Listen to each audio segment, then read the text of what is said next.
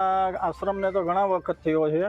અહીંયા પ્રવૃત્તિમાં પહેલાં તો એવું કહેતા કે મહારાજ છે તે દવા આપે છે ને આમ તેમ કરે છે, પણ રાત્રે ઘણીવાર છોકરીઓ પણ 12-1 વાગે અમે ફળિયામાં રખડતા જોઈ છે. 1-2 વખત ફરિયાદ પણ કરી છે કે ભાઈ આ છોકરીઓ આ રીતે જાય છે અને આ ફળિયામાં છે, ભવિષ્યમાં કંઈક એનું પરિણામ ખોટું આવશે તો એની જવાબદારી તમારી રહેશે.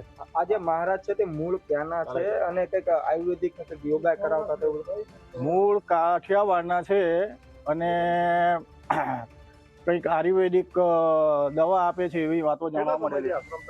લગભગ છેલ્લા 10 વર્ષ થઈ ગયા. ચલણી નોટમાં આશ્રમ પહેલેથી વિવાદમાં આવ્યો છે, શરૂઆતથી ચાલુ થયો ત્યારનો.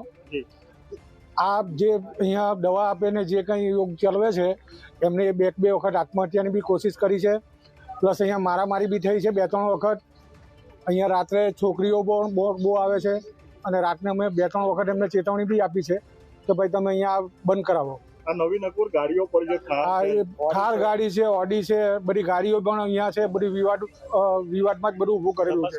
તપાસ એની બી થવી